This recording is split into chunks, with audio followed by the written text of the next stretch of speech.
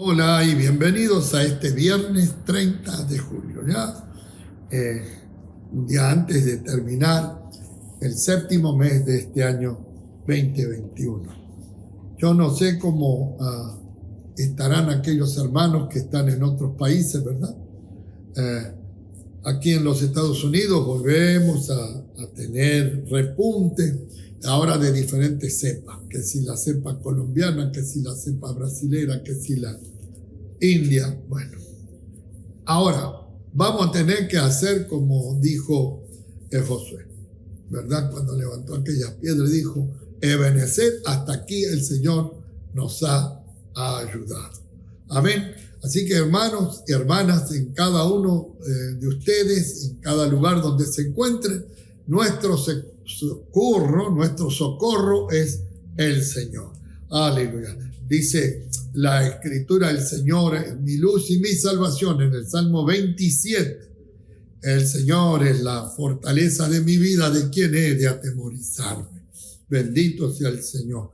Así que fuerza, ánimo en el nombre de Jesús, confiando siempre en su palabra. Bien, estamos por terminar el primer libro de Samuel. Los últimos capítulos vemos en el capítulo, por ejemplo, 26, que David vuelve a perdonar la vida de Saúl, a pesar de que los hombres de él que están cerca siempre le están diciendo: es que Dios te ha favorecido, aquí tienes a tu enemigo, y él vuelve a repetir lo mismo.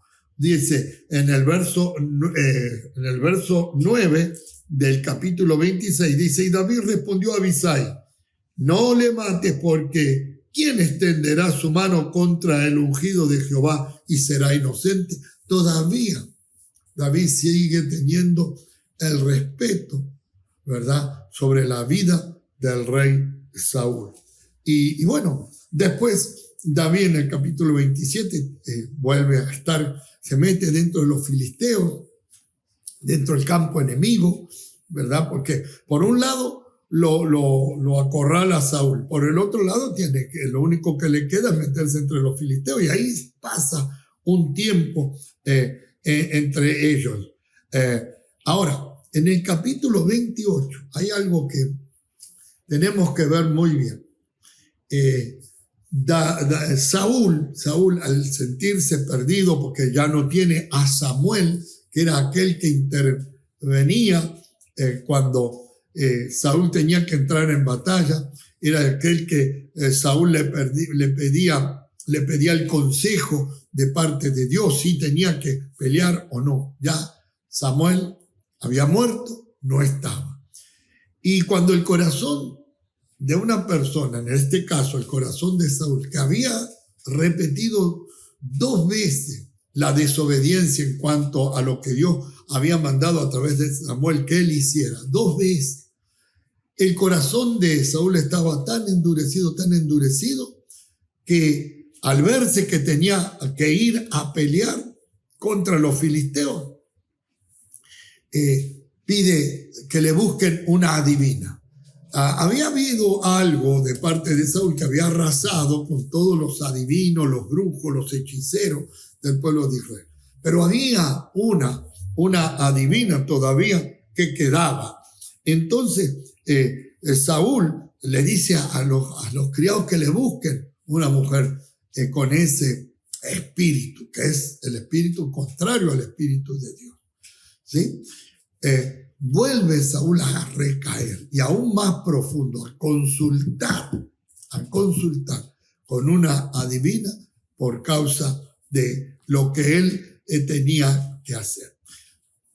Y le dice a la adivina que él se simula que no es el rey, se viste de otra forma y llega a casa de esta adivina, y cuando él le dice a la adivina que le hiciera esto, que le buscara a una persona que él le iba a indicar en el más allá, la mujer le dice: no, pero si esto el rey Saúl se entera, porque mandó a dar una orden de eliminar todos. Si el rey Saúl se entera, me va a matar. Nada te va a ocurrir. Y la hechicera le pregunta: ¿quién? Y dice: tráeme a Samuel. Bueno, ustedes ven que eso es todo contrario a lo que Dios quiere de nuestras vidas. Consultar a los muertos, eso va en contra de él. Pero como Saúl estaba ya tan profundamente metido, ¿verdad?, en terreno del enemigo, en las tinieblas, hace esto. Y cuando esta mujer ve venir a este personaje, pues sabemos nosotros que eso es un espíritu del diablo, ¿verdad?, que sube porque va contra a lo que Dios ha dictaminado.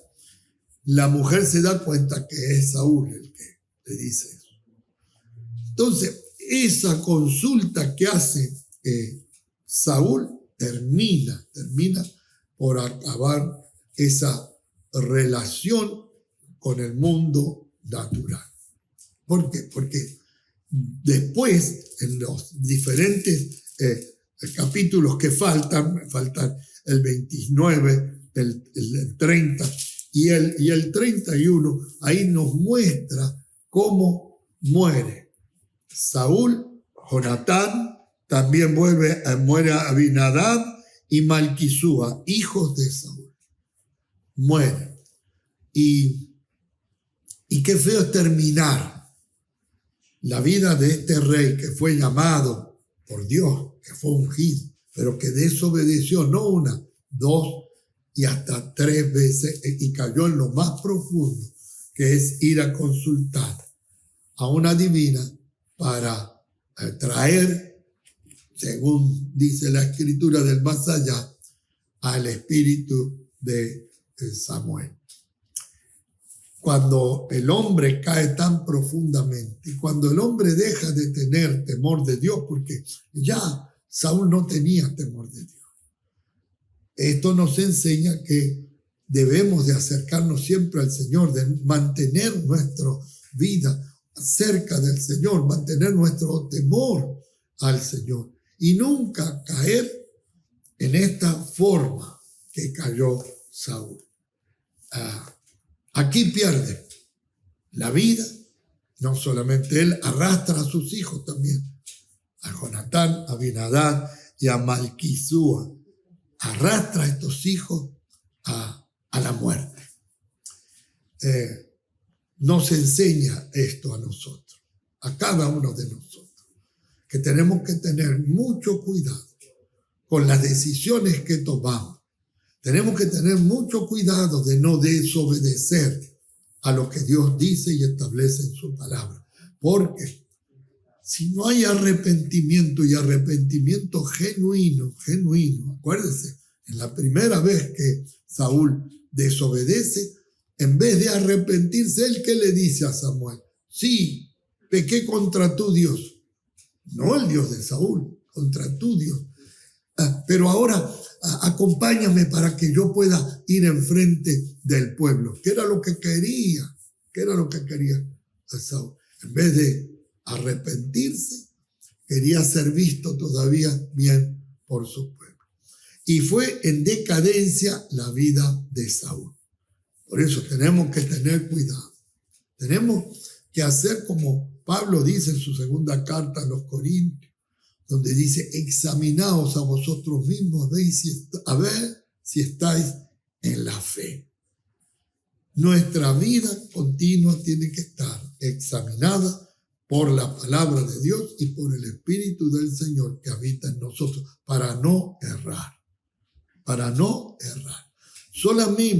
Solamente Dios pide cuando de alguna forma cometemos algo que va en contra de Dios, haciendo lo malo o dejando de hacer lo bueno, como sabemos, ¿no? Porque dejar de hacer lo bueno también es ir en contra de lo que Dios ha dicho, ¿verdad?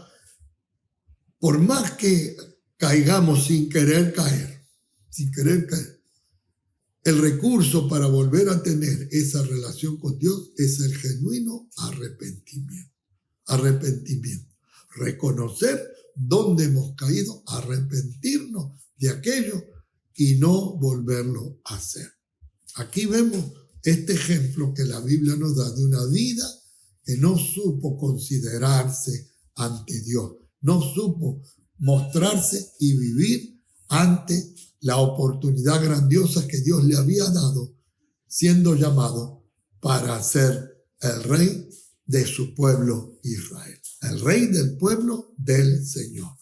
Amado, aprendemos muchas cosas y yo quiero saber qué es lo que vamos a aprender en el siguiente libro de Samuel.